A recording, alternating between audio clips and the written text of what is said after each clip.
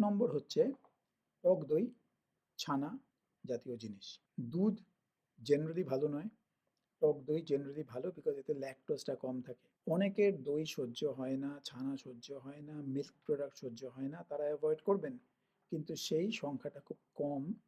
অনেকের দুধ সহ্য হয় না, বাট তাদের দইয়ে অসুবিধা হয় না। দইয়ে প্রোটিন আর গুড ফ্যাটটা বেশি আছে, আর অবভিয়াসলি এটা প্রোবায়োটিক গাটের জন্য ভালো। দই রাখবেন নিজের ডায়েটে, ব্রেকফাস্টে খাবেন, ডিনারেও খেতে পারেন, পেট ভরানোর জন্য খেতে পারেন, স্ন্যাক্স হিসেবে খেতে পারেন।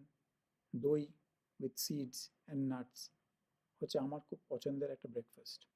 আর ছানা খেতে পারেন, ছানার ডালনা খেতে পারেন, পনির খেতে পারেন, পনির কাবাব খেতে পারেন, পনির টিক্কা খেতে পারেন as snacks or main course. তাই ছানা আর দই খাবেন, দুধটাকে অ্যাভয়েড করবেন। এবার ৯ নম্বরে বলি কিছু নন ভেজিটেরিয়ান, যেটা আপনারা সবাই জানেন ভালো, সেটা সত্যি ভালো। সেটা হচ্ছে মাছ আর হোয়াইট মিট, মানে চিকেন টাইপের জিনিস। যারা বিদেশে থাকেন তারা টার্কিও খেতে পারেন, হোয়াইট মিটের মধ্যে টার্কিও পড়ে। এতে ফ্যাট কম আর জেনারেলি আপনার জন্য ভালো, গুড সোর্স অফ প্রোটিন।